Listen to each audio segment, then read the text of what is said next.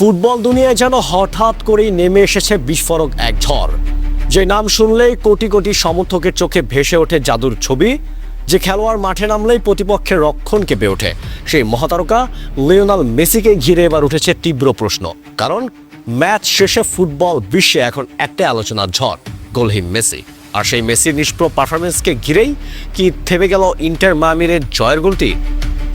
CONCACAF champions কাপের শেষ 16 গুরুত্বপূর্ণ লড়াইয়ে মুখোমুখি হয়েছিল ইন্টার মায়ামি এবং ন্যাশভিল এসসি। ম্যাচের আগেই সব আলো ছিল মেসির ওপর, কারণ এই প্রতিপক্ষের বিপক্ষে মাঠে নামলেই যেন গোলের ঝড় তোলেন আর্জেন্টিনার এই কিংবদন্তি। পরিসংখ্যানই তার সাক্ষী।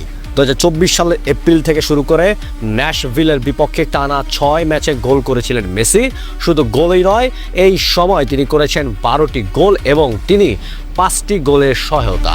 অর্থাৎ ন্যাশভিলের রক্ষণভাগের কাছে মেসি মানেই ছিল ভয়ঙ্কর এক দুঃস্বপ্ন। কিন্তু সেই গল্প এবার একেবারেই উল্টো হয়ে গেল। ম্যাচের শুরু থেকেই বোঝা যাচ্ছিল লড়াইটা সহজ হবে না। ন্যাশভিল নিজেদের মাঠে দুর্দান্ত সংগঠিত ফুটবল খেলছিল। মাঝমাঠে শক্ত চাপ, রক্ষণে শক্ত দেয়াল, সব মিলিয়ে মেসিদের জন্য জায়গা তৈরি করা কঠিন হয়ে উঠেছিল। মেসিও চেষ্টা করেছেন, কিন্তু যেন সেই পরিচিত ধার, সেই ভয়ঙ্কর আক্রমণাত্মক ছন্দটা দেখা যায়নি। পুরো ম্যাচে তিনি মাত্র একটি শট নিতে পেরেছেন। তার পাশের সফলতার হার ছিল প্রায় 79%, কিন্তু সেই পাসগুলোর ম্যাচের গতিপথ বদলে দিতে পারেনি। 55তম মিনিটে বাঁ দিক দিয়ে দুর্দান্ত গতিতে উঠে এসে একটি শট নেন মেসি। মুহূর্তটা দেখে মনে হয়েছিল এবার বুঝি জাল কাঁপবে, কিন্তু ন্যাশভিলের গোলরক্ষক ব্রায়ান শোয়াগ অসাধারণ দক্ষতায় সেই শটটি ঠেকিয়ে দেন। সেই মুহূর্তে যেন থমকে যায় ইন্টার মায়ামির স্বপ্ন। বল দখলে এগিয়েছিল মায়ামি, প্রায় 59% সময় বল তাদের নিয়ন্ত্রণে ছিল, কিন্তু আক্রমণে ছিল ভীষণ ভঙ্গুর। তারা মোট 5টি শট নিতে পেরেছে, যার মধ্যে মাত্র একটি ছিল লক্ষ্যে। অন্যদিকে ন্যাশভিল ছিল অনেক বেশি আক্রমণাত্মক। তারা মোট 11টি শট নেয় এবং 5টি লক্ষ্য তারা সক্ষম হয়। 65তম মিনিটে ম্যাচের সবচেয়ে বড় সুযোগে তৈরি করে স্বাগতিক দল কর্নার থেকে আসা বল পেয়ে বক্সের ভেতর শক্ত হেড করেছিলেন রিড।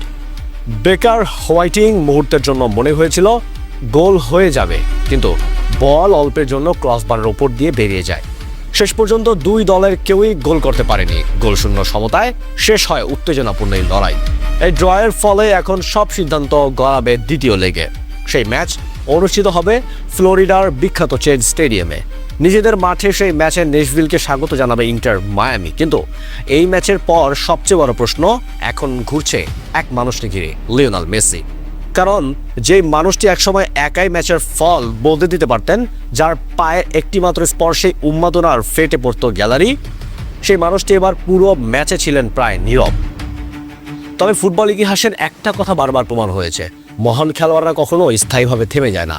একটি ম্যাচে গোল না আসতেই পারে, একটি ম্যাচে জাদু না দেখা যেতেই পারে, কিন্তু যখন মাঠে নামলেন লিওনেল মেসি, তখন খেলার শেষ বাঁশি বাজার আগ পর্যন্ত সব সম্ভাবনা জীবিত থাকে।